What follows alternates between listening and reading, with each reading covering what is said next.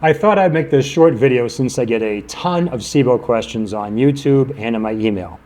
In addition, it is my most popular protocol. With that said, let's talk briefly about SIBO and why so many people are having a difficult time managing it. Probably the most common question I get goes something like this. Can you actually treat my SIBO, or is it going to be another temporary solution at best? And that's a fair and excellent question. So why is SIBO so difficult to treat? What are patients and practitioners doing wrong? To properly tackle SIBO, we have to understand what it is and what causes it. In a nutshell, it's dysbiosis of the stomach, small and large intestine, driven primarily by antibiotic and PPI use. Both are enormous risk factors. See my videos on both. So, although the acronym stands for small intestinal bacterial overgrowth, it's larger than that. Even so, this study looks at the duodenum, which is the first part of the small intestine after the stomach. And here, you see far too many bacteria in the duodenum of the SIBO versus the non-SIBO subjects. So it's too many microorganisms, too far up the GI tract. But it's also too many of the wrong type of organisms as well. And this not only causes symptoms like bloating, but also changes in bile acid metabolism and more. In an attempt to address SIBO, practitioners and patients alike do a number of things wrong. Let's start with diet. The most popular is the low FODMAPs diet. But this is a bad idea. Here is a slide from my video entitled, Low FODMAPs is not a great long-term solution. Although this diet may offer symptom relief in the short term, it takes away the favorite fuels of the health-promoting superstars of the microbiome. Here I show a number of studies demonstrating this. Another recent fad is the carnivore diet. This too is not a good idea. Although this may offer up symptom relief as well, this is at the expense of a long-term healthy microbiome. I will very soon launch a video on this as well. The goal should not be to reduce your diet to just a handful of items.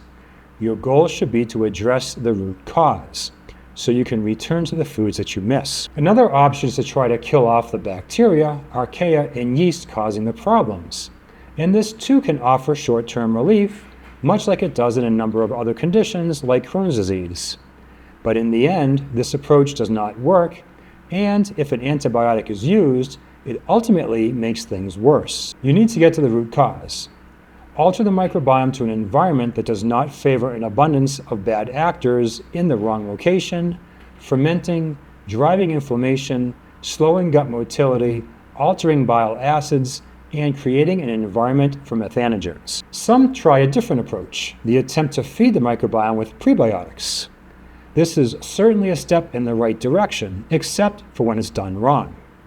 I've seen many times the use of FOS, GOS, and/or XOS in SIBO patients. Here's why this is a bad idea. These products are snipped up, easier accessed, and more quickly fermented versions of more complex prebiotics. So, if we are concerned with small intestinal bacterial overgrowth, why would we want to introduce something that ferments quickly? Some of the bad guys possess the enzymatic machinery to use these prebiotics for fuel, aka fermentation, aka bloating in your upper GI. In many SIBO studies, the most common bad bacteria with an overabundance in the upper GI are inflammatory species from Enterococcus, Streptococcus, Klebsiella, and the species E. coli. Here we see how they possess some of the enzymes to degrade arabinoxyleins, which is where XOS comes from. And here we see when adding FOS, a snipped up version of inulin, and GOS along with XOS, we see growth in Enterococcus and Streptococcus, two of the SIBO bacteria I just mentioned. Now these prebiotics feed good bacteria too, but that's not the point here. The point is that they are feeding some of the very bad guys in abundance in the upper gut. The good guys don't reside there. They can't tolerate that environment.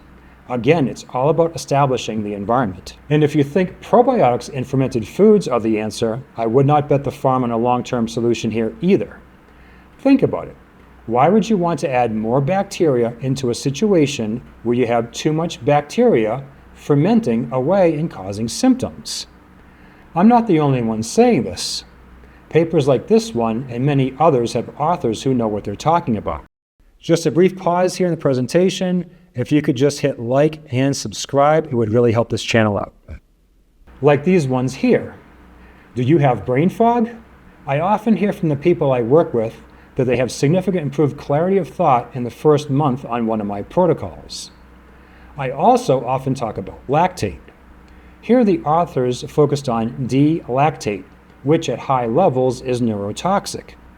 Although bifidobacteria produce D-lactate, lactobacillus does more so. This study included subjects with and without brain fog and SIBO. SIBO was significantly more prevalent in brain fog than not, 68% versus 28%. And get this, all brain fog subjects consumed probiotics and 37% consumed yogurt.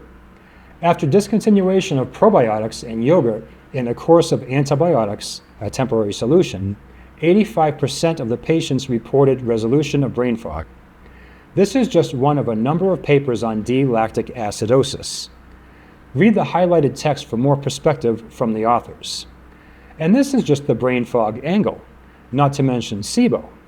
Adding bacteria, yeast, lactate, acetic acid, and ethanol from probiotics and fermented foods into the SIBO gut makes no sense.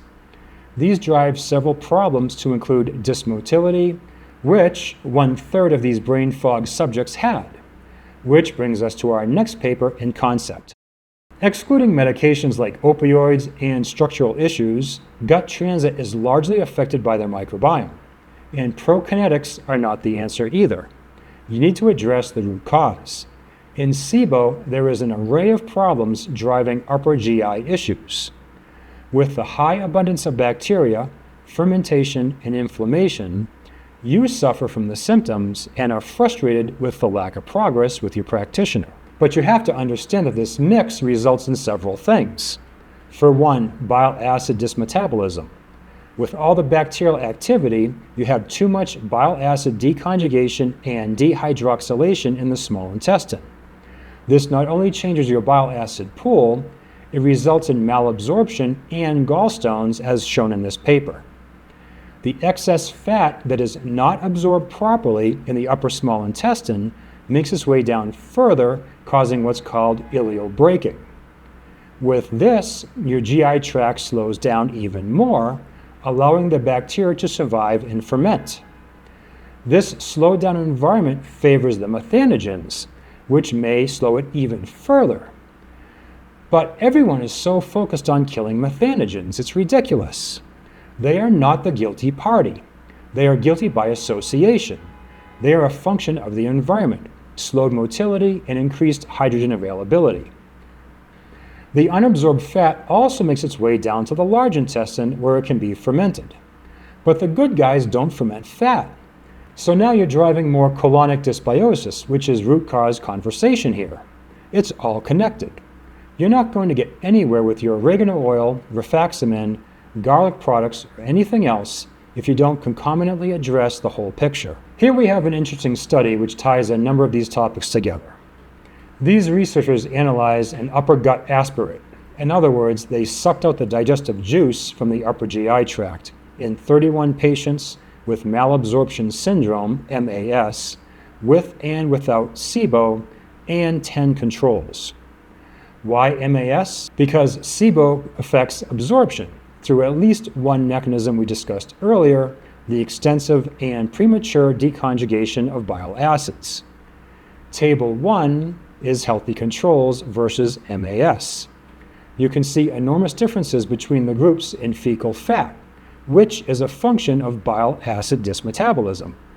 Bile acid metabolism itself is affected, acetate and lactate, both functions of upper GI fermentation.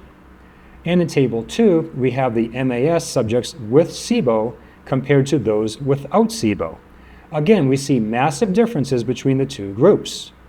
So, if those with SIBO have vastly higher levels of unconjugated bile acids, acetate, and lactate, don't you think we should take this into consideration? Doesn't it appear more obvious how we need to tackle the whole environment to address the dysbiosis and bile acid metabolism at the core of SIBO, instead of throwing more acetate and lactate into the situation with, say, kefir. Therefore, to properly address SIBO, you need to consider the stomach, the small intestine, and the large intestine. You obviously should not make things worse by throwing bacteria and fermentable substrates into the situation. You're not going to get far by killing off a handful of bugs while not resolving the underlying colonic dysbiosis that will repopulate the small intestine. And the path of food avoidance is neither a fun nor long-term solution. You have to address all factors intelligently. So if you've been going in circles with SIBO, and you want more information, you can watch my longer video, see the link here, entitled SIBO, A More Intelligent Way to View and Tackle Small Intestinal Bacterial Overgrowth. And you can schedule a consultation with me or find my SIBO protocol on my website, themicrobiomeexpert.com. Well, I hope you enjoyed that video, and I will say that basically every single day on my YouTube comments and in emails, I get a lot of thanks from people out there who really appreciate the information I've been sharing. And so part of that is you're welcome. The other part is you can contribute by clicking on the super thanks below. And if you're not doing a consultation with me and you're not purchasing any protocols, it's a great way to support this channel. Each presentation, depending on the presentation, but most of them take an incredible amount of time to put together. There's a lot of material. There's a lot of data checking. And so it's just sometimes 50, 60, 70 hours to put together one presentation. And so if you can just click that super thanks, I'd appreciate that, and we'll keep the information coming.